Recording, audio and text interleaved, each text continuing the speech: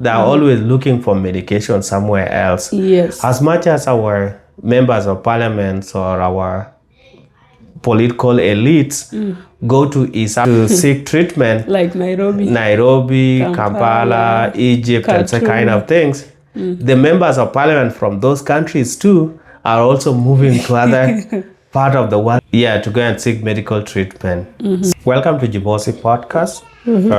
So during the opening of the National Assembly, the Speaker of the National Assembly, Nunu Kumba, stated that 15 MPs or lawmakers lost their life in 2024 alone, and this was due to lack of financial support, due to lack of medical support. From who?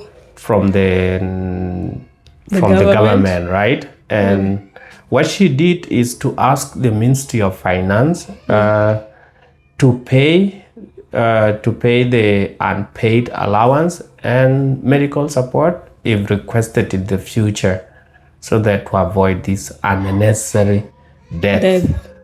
So, watu wanajipenda, they love themselves really. Do you support the giving of medical support to MPs? No, I don't. As long as they are paid their salaries, wanafaa kujipanga. They are supposed to arrange their finances well in order to cater for such emergencies. You also know they have relatives and friends, right? So if you are in financial needs for your medication, then the family and relatives are supposed to step in.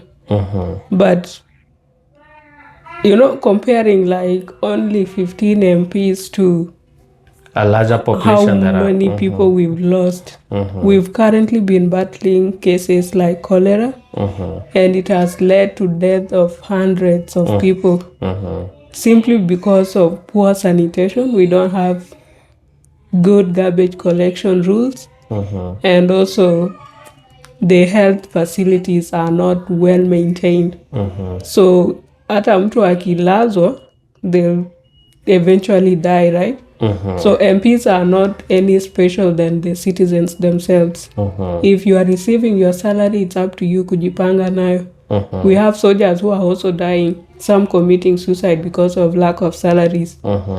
But asking for allowances and requesting for financial support for medication when you are sick simply because you are an MP, that's like abuse of power. And I know a lot of people in that government do that. People would request for money and they are given like 20 to 30,000 US dollars for their medical expenses. On top of that, they get allowances, they get cars, and they are paid their salaries. Yeah, it's unfair. Yeah, it's very unfair, and it's a misuse of public resources. Because the thing is, what comes into your mind when you think of these individuals being given medical allowance or medical support during their time of medication? Sickness. It's not for them to seek treatment within Juba. It's for them to go outside the country. So instead of us, or instead of this Speaker of the National Assembly advocating for them to be given that money or that thing to be put into consideration, what they're supposed to look into is how many MPs are there. The last time that I checked, 500. Roughly 600. So that's what I knew. So if 15 of them are gone, we're still remaining with over 550, right? Or 530 something. So this, if every one of them was to be paid allowance, medical support, and their salaries too, that's too much money. Why don't we do what we do is what's supposed to be given to them. We invest in the medical facilities that are already within Juba. Within the country, not necessarily just Juba. So take for example, if somebody is going to go to Nairobi just to check their diabetes level or blood pressure or X-ray or such kind of things, all this money that they were going to be given, if they're invested in those equipment, they will not need to go to those outside countries or to be given those money for such kind of support. And we have government hospitals like the Juba Teaching Hospital. So they have to invest in those. They are there, but the kind of equipment that are there, They are substandard. yes. So instead of us giving the money, take that money and put into the equipment and invest in those facilities that are already existing. Yes. So that they will not have to travel again to the East Africa or to Middle East. Yeah, sometimes I feel like our leaders, those politicians, they work as if they will never fall sick. And when they fall sick, it's like they always have some ready money to go and seek medication elsewhere. That's why they fail to perform and to deliver services. Like the Ministry of Health is struggling. The healthcare system in that country is really struggling. Like the only hospitals that are a bit okay-ish are private hospitals. Yeah. But still, because they are run by individuals, they don't have like the capacity to deal with some of the major illnesses that affect people within the country. Yeah. So what should be done? These government facilities, they're supposed to inject money into it, make sure they have up-to-date equipment and medication. So things like diabetes, the only thing you need is insulin injections, right? So they should be having things like insulin ample. And most of these big politicians, they die of things like heart attack, diabetes, those lifestyle diseases. Yeah. So if they invest in that sector, then they'll not need this much money because Juba Teaching Hospital is not that expensive. You pay some registration fee, some admission fee, and then medication is kind of subsidized. I think it's more of the equipment itself. They don't trust believing them. that the right equipment that will, let's say the equipment that will be needed in the ICU and such kind of things. Yeah. But the speaker herself attributing the death of these 15 people to lack of medical support is not even medical, financial support for medication. Yes, it's a fallacy to me because look, there's some individuals that have actually been taken outside the country for that kind of treatment, but they still die. Sometimes it is like your body is failing because you are aging. Yeah. It doesn't how much money that you will be given for you to go outside. If it is the whole body that was failing, you're still going to die. Yeah, and then sometimes like so the it whole comes out as entitlement too. Yeah, for them they see themselves as some important people in society that On they top should be of the treated. hierarchy. Yes, that they should be treated in a certain way, and that the government is entitled to giving them some kind of support. It is in the law or some kind of things, or they see it somewhere in other countries. I know for civil servants, there's usually public service healthcare coverage, right? Yeah. But still, that doesn't cover everything. When you go to hospital, they'll cover a certain percentage, maybe 70%, depending on the medical condition itself. It's not all the medical conditions that are covered by the public service healthcare providers. And you can't just go to the ministry and request for financial support for your medication. Like, that's not in the law. Yeah. I've never seen any constitution that says if a public servant is sick, they can be given money to go for medication. Yeah. As long as you are paid your salary, it's up to you, kujipanga. You manage your finances well and save for emergencies. In case you fall sick, then what happens? How are you going to cater for your medication and stuff? The only thing they should be asking for is probably to have a law that says they are supposed to be covered by a certain health insurance company, so that when they are sick, then the insurance will take care of that. But I'm very sure they will not advocate for such things, because that would mean they have to seek medication within the country, and they don't trust the healthcare system within the country. That's why they jump from seeking from advocating for the healthcare improvement to requesting for funds, so that they go to wherever they feel safe or where they think they'll get better treatment. And it doesn't work like that. Yeah, and it's actually really crazy, because what's supposed to happen is like when you get paid, you are supposed to look for your own insurance if the government does not have one insurance. And so that every month you are contributing to that insurance company. And when you fall sick, you go to the hospital, right? And you get treatment. And the insurance covers a certain percentage. Yeah, instead of just waiting and then you're going to request the government to give you $30,000, there's too much of a money to be given to one person at a go.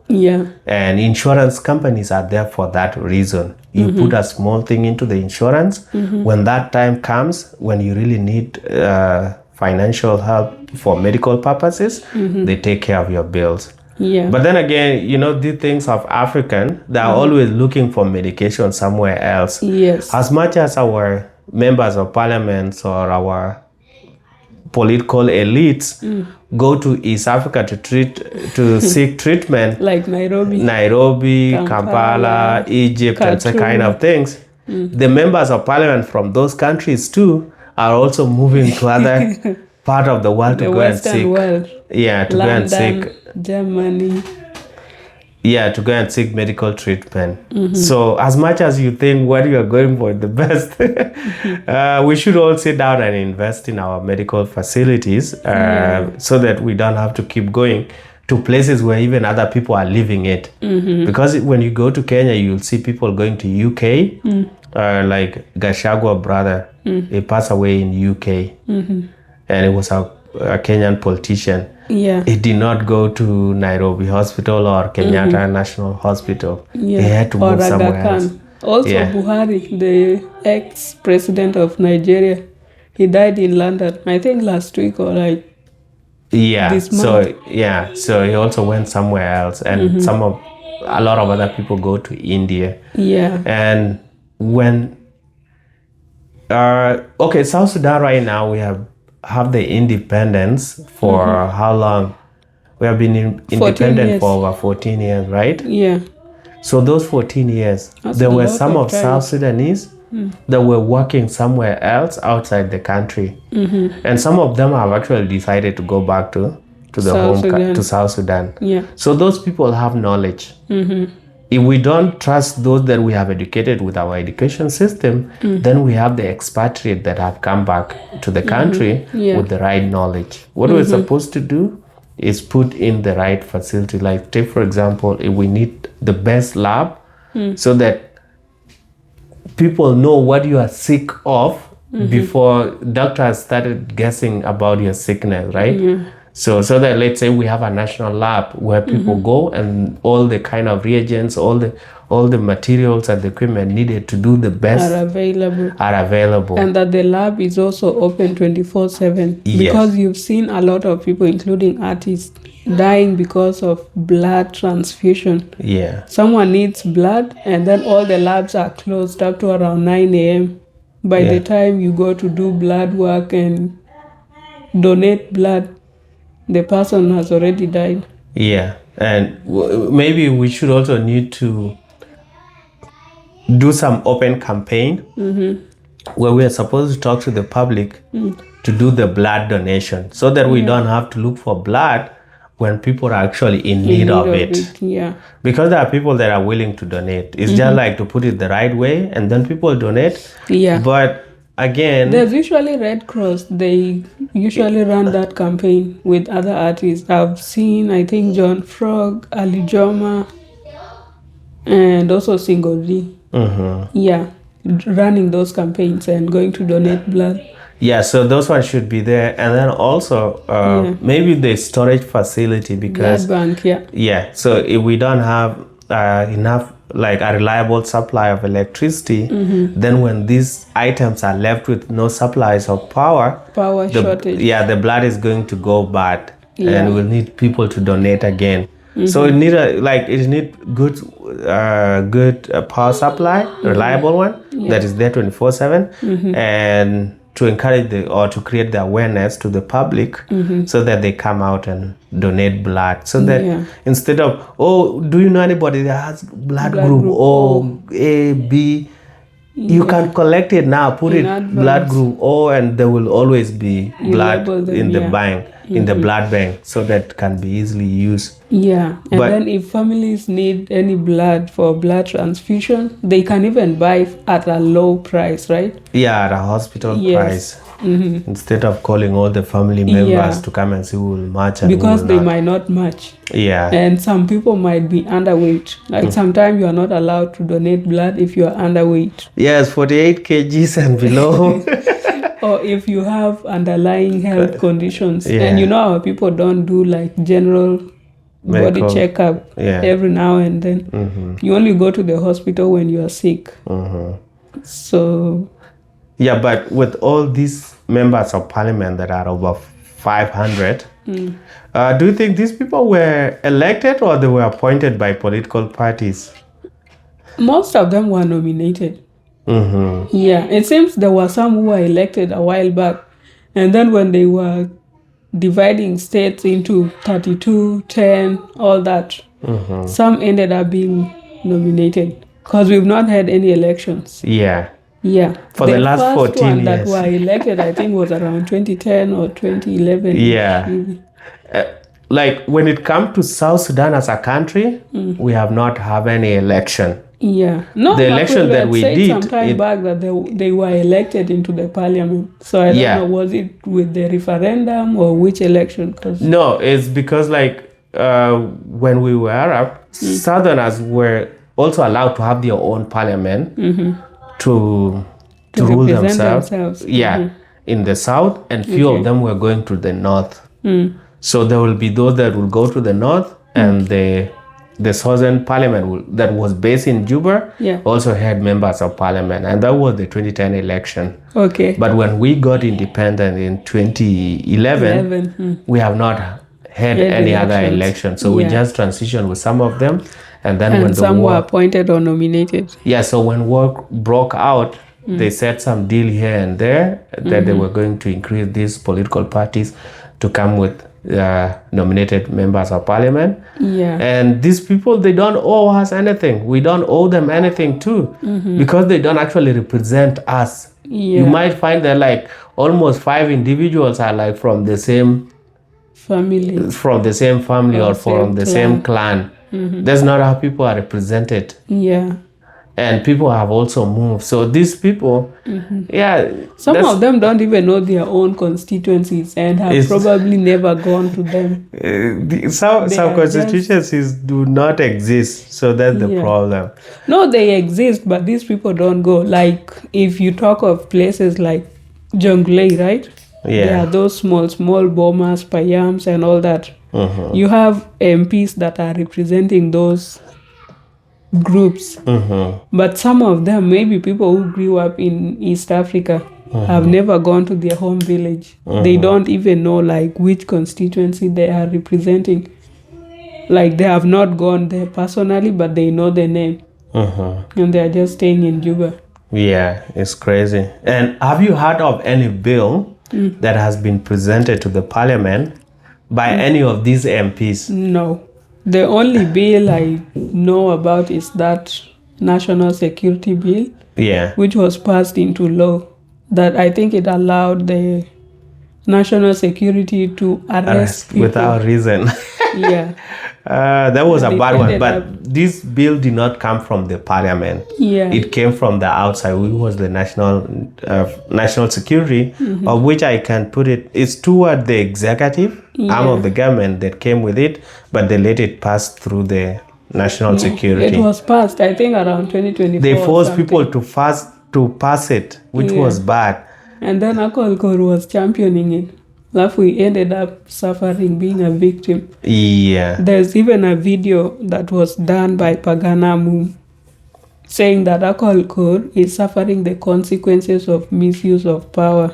And also something that he was championing so much has now come to bite him back, Yeah. which is that national security law.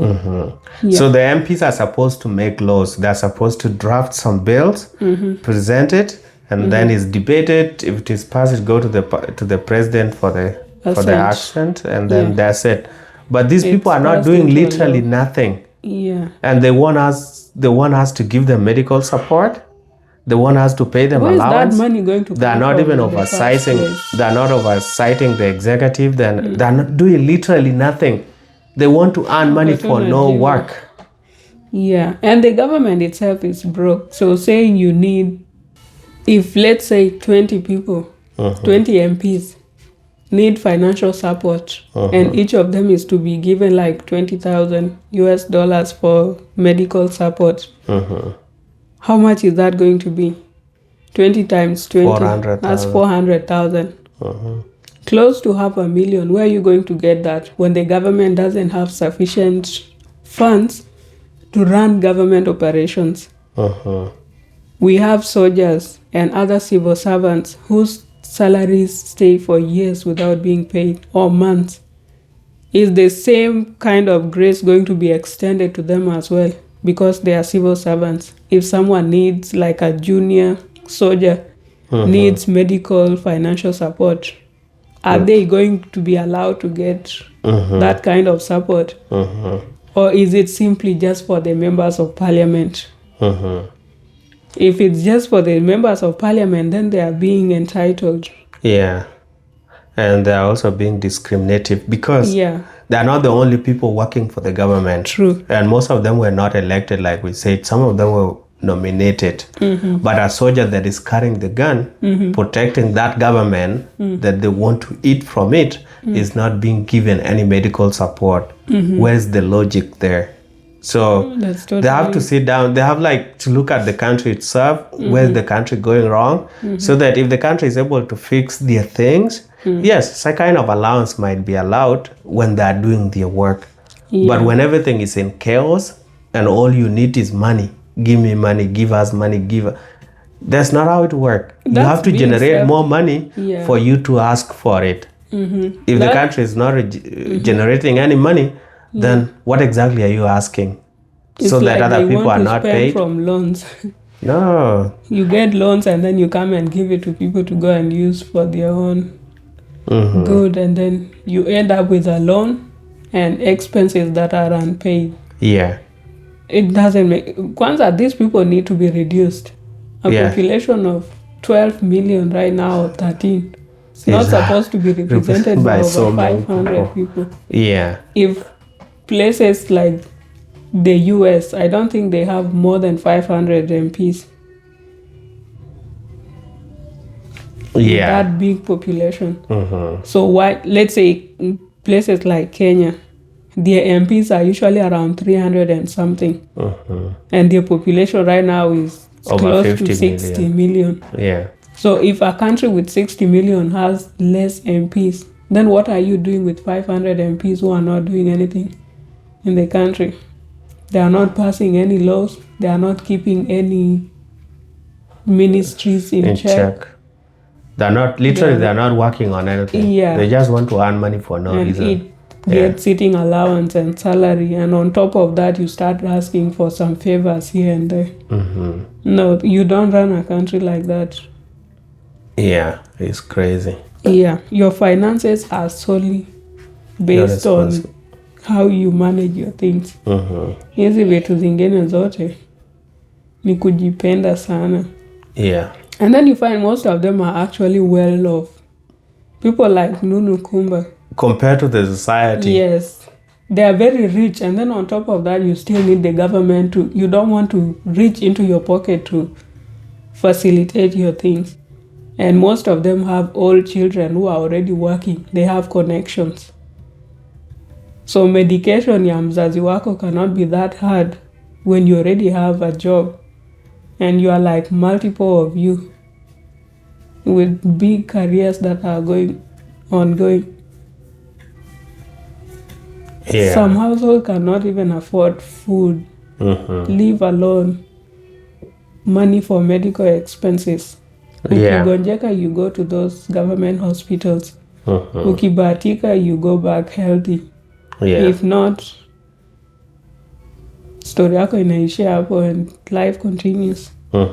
So they should not just look at themselves. They need to look at the bigger picture. How many people are dying of cholera? How can we address this issue of cholera and any other contagious disease?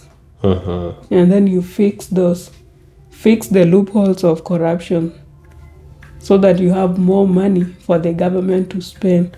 Yeah. And get to pay salaries of civil servants, not just the MPs. Look at all the civil servants, from security to the president, including all the soldiers. Yeah. Because those people are the ones who are doing the most, soldiers and police. Yeah. Yeah. All right, so that's it for Jimosi podcast. Please consider subscribing, share, like, and leave a comment. Yeah.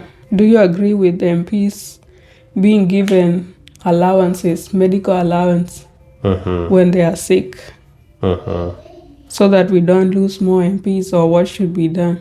Yeah. Or should the government invest more in the healthcare system? Yeah.